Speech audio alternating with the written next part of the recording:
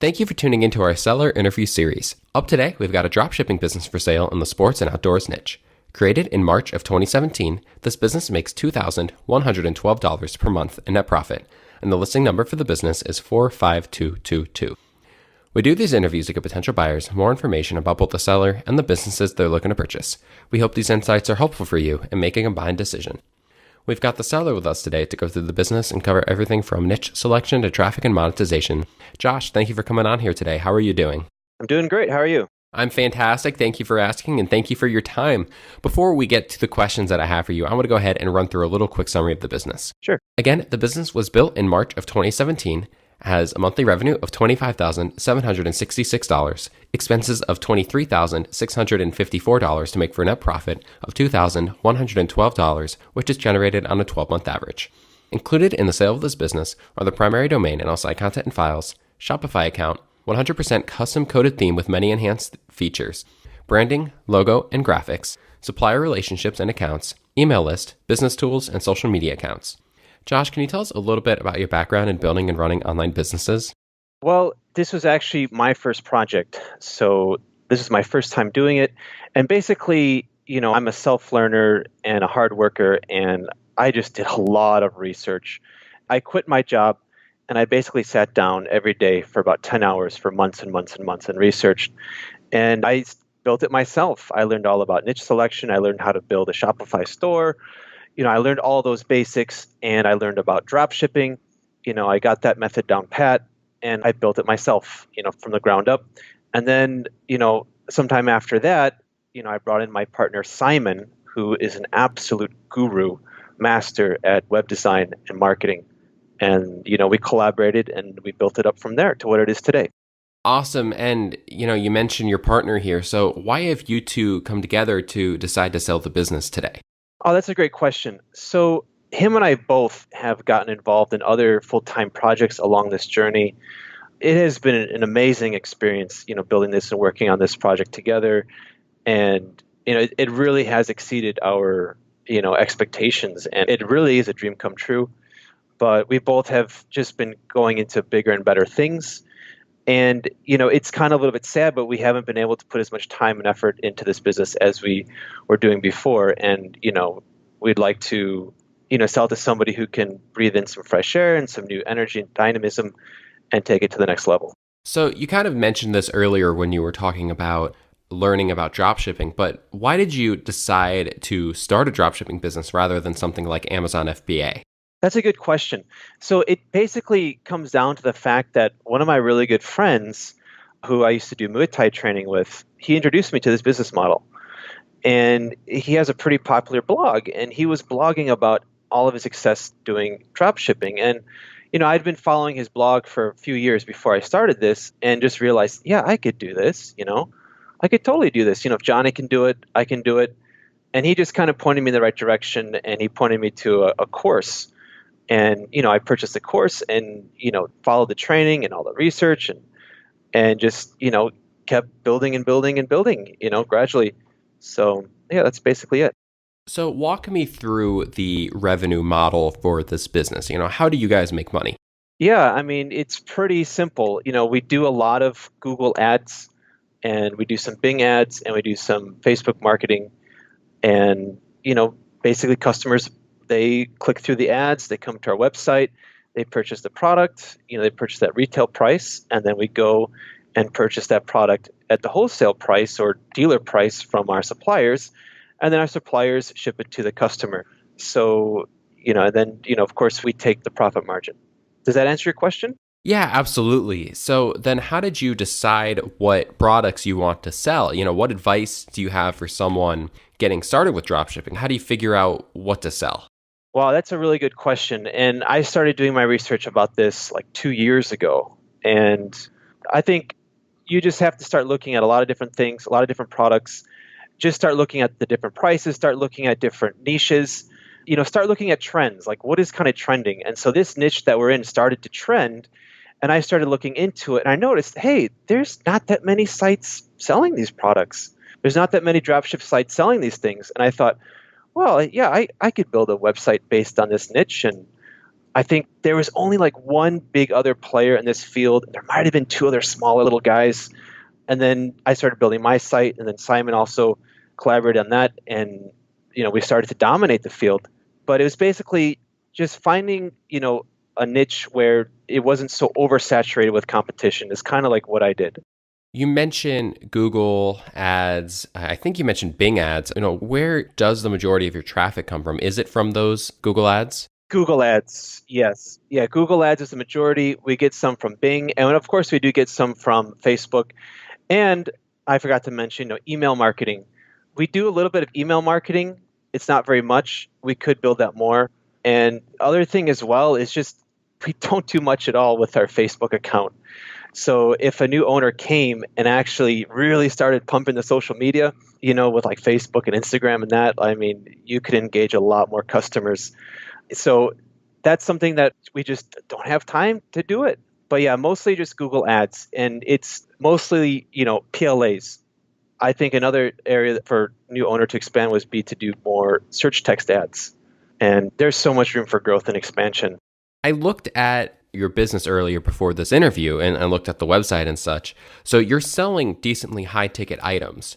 So my question here is, why did you feel, I know you said it was a low competition niche, but it was the price of the ticket, was that irrelevant to you? And you just thought, I'll be a big player in this space? So actually, it kind of goes back to the research and training I did a couple of years ago, where I was advised to choose high ticket items because you will get more profit. And like, for example, if you build a niche on like selling cell phone cases and maybe your profit's only $1 or $2, you'd have to sell like 1,000 or 2,000 of those things a month. Imagine how much work that is to process all those orders. Whereas if you're selling high ticket items where your profit is maybe generally between 200 and 500, even $1,000 per sale, you don't need to be cranking out so many orders per month to, have a nice paycheck, nice salary at the end of the month. So that was kind of the basic reasoning behind it. And I have some of the products we sell are very high priced, and we haven't done much to market them. But if the new owner, put a little more focus and intention on those, I mean, you could really send this store to the moon in terms of profitability. How do you feel that owning this business has improved your skills as an entrepreneur? Oh, wow. That's a great question. So I'll tell you a little funny story. So I started building this website. I didn't publish it yet onto the internet because I'm just building it within the Shopify theme. And it came to a point where, okay, I have everything pretty much set up. Now it's time to contact suppliers, to become partners and, give them a little sales pitch about my store, and hopefully they'll accept me and we can develop a working relationship. So I think I sat just kind of basically in just kind of fear almost, and I didn't contact any suppliers for months. I had everything kind of built up, and I didn't contact any suppliers for a few months. And it was just finally I worked up the courage to just make the call and do it. Because, I was stepping outside of my comfort zone. And I think that's kind of what it is about being an entrepreneur, is that you have to step outside your comfort zone and you have to constantly learn. There's like 100,000 things you need to learn like yesterday. And like you need to do it right now, and you need to adapt and grow. And it's not just growing as an entrepreneur, but also growing as a person as well. So yeah, so just once I made that call to the, first supplier, and, of course, the supplier said yes. Actually, he commented on how well the website was designed, and he said yes. And, after that, it was just like snowball effect, and just, I just was excited to contact these suppliers, and majority of them, accepted my proposal. And we have so many suppliers now. And there's a few more out there, and I think that's kind of basically it, just going outside your comfort zone and just growing as a person and growing as an entrepreneur and learning a lot of new skills. I mean, so many new skills. I don't want to take up too much time in my answer, but that's basically it. You mentioned that the social media isn't really being utilized. And, if you have the time or you think it's a place for a new owner to really grow the business. So what advice do you have in that realm? I mean, is there a reason other than time that you haven't been doing it? Yeah, I mean, like I said, we do Facebook ads, but we don't do like the daily posts on our Facebook page, and we don't even have an Instagram. I think I started an Instagram, but we don't even do any posts there. So just, it's kind of the whole concept of social proof. Like customers, they'll look at your website and then they might go to your Facebook page to see, how often you're posting. And if you're posting weekly or every day, at least weekly, they can see, oh, this business is, legitimate. So yeah, I mean, if you just would do more posts and also, replying to customers' questions or comments on the Facebook page itself. And yeah, I mean, Simon and I are both bogged down with many other projects that we're working on. And just, at this point, he is just, making sure the marketing is running well. Like I said, he's a guru with, Google Ads and all those things. And, my duties are customer service, processing orders, talking to suppliers, talking to customers over the phone, and doing emails. So it kind of is an area of neglect that could really be, revivified, and you'd be able to engage more customers. You kind of ran through your duties there, and that was going to be my next question then. But could you quantify the number of hours that it takes from the owners to keep the business running on, say, a weekly basis? Yeah, so I would say for me, I put in about 10 hours a week, and so about 2 hours a day. And that is mostly done with processing orders, which doesn't take long. But, replying to emails and answering phone calls and returning phone calls, that's a big one. Lately, we haven't been able to, just been kind of neglecting that as well, not calling customers back.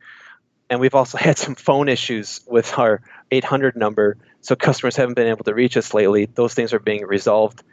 But yeah, just, putting a little bit more time into that. So, but yeah, generally about 2 hours a day for me. And for Simon, I think it's around 2 hours a day on his end, managing the marketing and a little bit of the web design and those things. And we also have one employee, Roselle. And what does Roselle do for the business? Her job is basically simple. She just does inventory management. And Simon gives her the tasks about what products need to be updated. And she goes through them and she just updates it. She's a virtual assistant, a VA. So she works remotely, and, she just does the stock inventory. What opportunities for growth do you see a new owner being able to take advantage of with this business? What would you focus on if you kept it? Oh, yeah, definitely, pump up the social media, because this niche is like a lifestyle niche. People like to see photos of people enjoying these products, and, people see happy people enjoying these products, and they can kind of live vicariously through that and think, oh, yeah, I could see myself doing that. I need one of these. Pump up the social media. And also, another good one is, do abandoned cart callbacks. You're leaving money on the table there. So when people have an abandoned cart, just give them a follow-up call. Hey, this is, Josh from blah, blah, blah.com. We noticed you might have had some trouble checking out. Did you have any questions about this product? You can make your own sales pitch, whatever you want to say. And then, of course, expanding, the ads, Google ads, Bing ads, Facebook ads, expanding your product lines. Okay, there's more products, there's more suppliers out there. And so here's another interesting thing. When people see our website, they are really impressed by the quality and the design and engineering that went into it. So I like to say, it's English engineering, because Simon's British. I mean, the quality of the design of the site is just excellent. I get customers all the time saying that the reason they bought from us is the site is amazing. But yeah, anyways, that's a little side note. So yeah, expanding product lines. So a lot of the suppliers, they see our website and they go, wow, like we get suppliers contacting us and saying, hey, can you sell our products? And it's like, yeah, okay, after we check them out. Also, influencer, affiliate marketing, that's a really good one. People who have these giant Instagram pages, they'd be great people to, maybe you could send them one of the products and then they can, do influencer marketing. They can post about this product they're using. Actually, that reminds me, we had one customer, he's really good at making YouTube videos. He contacted us, I don't know, about a year ago or so, and he bought 2 of our products. And he made a video about it, and it was a great video. And he showed him and his family enjoying the products. And he said, "Oh, I got it from blah blah blah.com, from our website." And we get customers to this day like saying, "Oh yeah, I saw that video. Yeah, I want to buy this." And so we did a little affiliate marketing with him. So when the customers enter this custom discount code we made that he uses on his videos, we can see like, oh, they came from our YouTube guide, and, we give him a little kickback too. So there's a lot of chances for that kind of stuff. Oh, and SEO, like off-page SEO. We do so little with SEO, but if, you really focused on making more unique product descriptions and, that's on-page SEO, and that has brought us some sales, so more sales. that would definitely help big time. And then, off-page SEO as well, really fleshing that out. Oh, and then one of our products, we sell them like gangbusters, and we offer free gift with those. And, I think I'd been telling Simon for a while now, hey, let's try to do this free gift thing with some other products. And we just haven't really gotten around to it. But that has been one of the most excellent marketing plans we have done, is offering a free gift for this one hot product. So if you were to do that with some other products, wow, I mean, you could really take this to the next level. And I think that's about it. Did that answer your question? Absolutely. I mean, it certainly sounds like there's a lot of ways to grow the business. Now, a question I do have in terms of making sales and stuff, when you look at the numbers for the year, the numbers are pretty up and down. Is that due to the fact that these are high ticket items? So some months you'll sell 10 and some months you'll sell 2. So even in the months where, you're still making sales, but it's not as many as the other months. Is that what's happening? Or is there seasonality? That's a tough one to answer. Simon would be a really good person to answer that question, because he deals with all the analytics and the finances and the marketing. But yeah, there is a seasonality aspect to it also. And yeah, they are high ticket items. And, there's a lot of other things that sometimes go on. Like a lot of times the products are just out of stock. And here's another thing that I wanted to mention that reminds me. So a lot of times these products go out of stock. So, customers are waiting, and they even send us these notify us when this product is back in stock emails. We have a little button, they can enter their email, and then when the product comes back in stock, we can notify them. And as far as I know, we haven't been notifying customers when those products come back in stock, because, we're busy, like I said, with our other full-time projects, and then we're doing this. So, I mean, that up and down could easily be remedied, I would say, by just, following the tactics I already talked about in the previous question.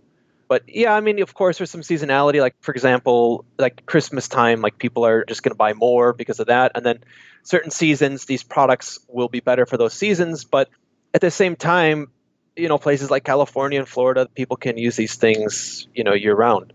So I could easily see that just by, putting a little extra focus and intention into these other areas, you could easily, even out those little months. And also, maybe what you're seeing is lately the sales have kind of dropped off a little bit, and that's because of the phone issues we've been having.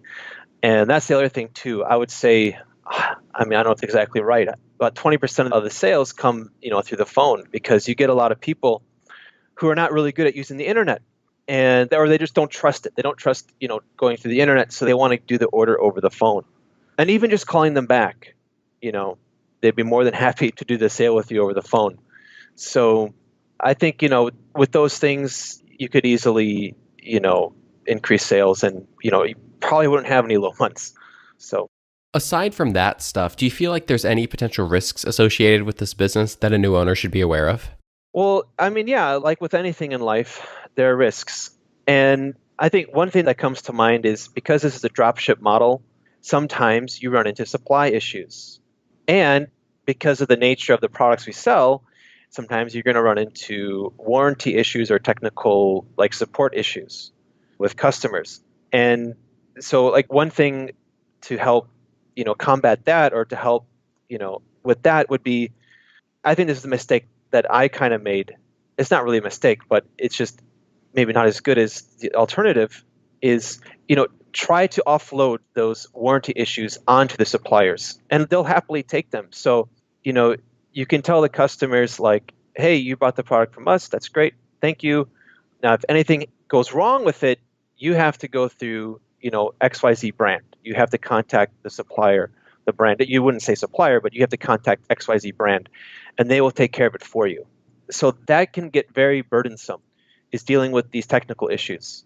But lately, I have been doing that, and it's really freed up time where the customer calls in or emails with a problem, and I just simply refer them, hey, okay, sorry to hear about this problem.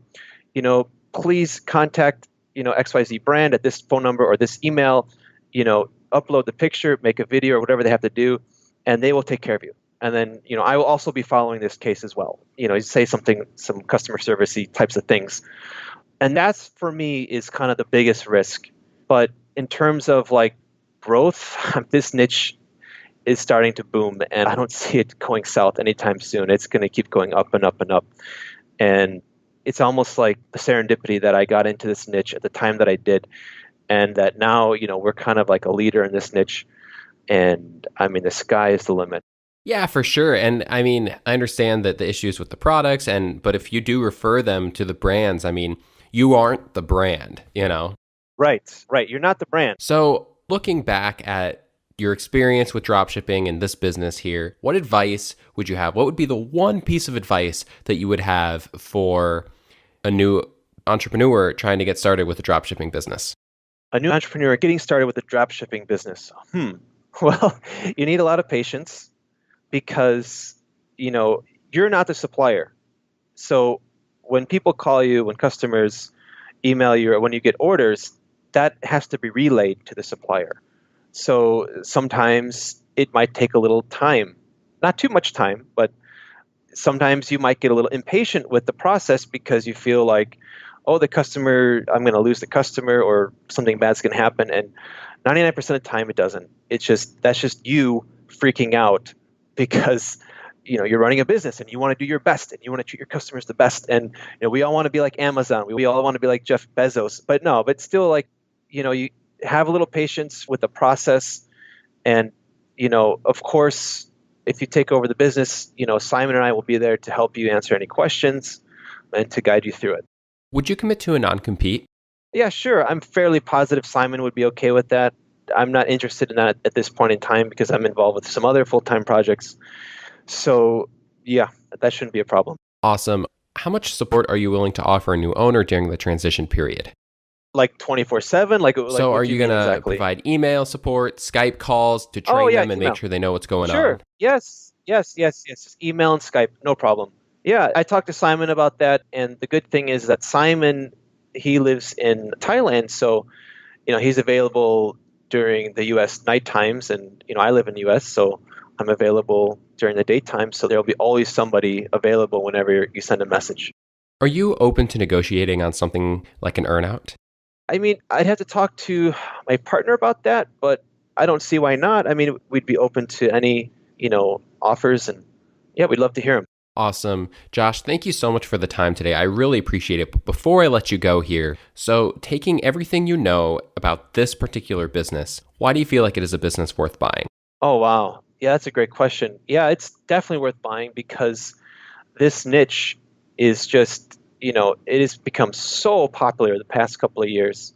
And I mean, we have repeat buyers and there's so much room for growth. Like I already detailed before, I could easily see, the new owners doubling the sales figures just with a little bit more intention and focus. And it's great. It's a really fun niche too. It's a niche related to people's passion, right? There's a lot of passion for this niche in general. That passion is not going away. People love these products. And yeah, there's so much room for growth. Awesome, Josh. Thank you again so very much for the time today. I really appreciate it. Yeah, it was a lot of fun. Thank you. If you're watching this on YouTube, subscribe to our channel. And if you want more information, the link will be below the video that will take you to this marketplace listing. If you're watching this on the listing page and want more information, become a depositor today. When you make the deposit, one of our business advisors will be in contact with you, and you'll be given everything you need to review this business. Have a great day.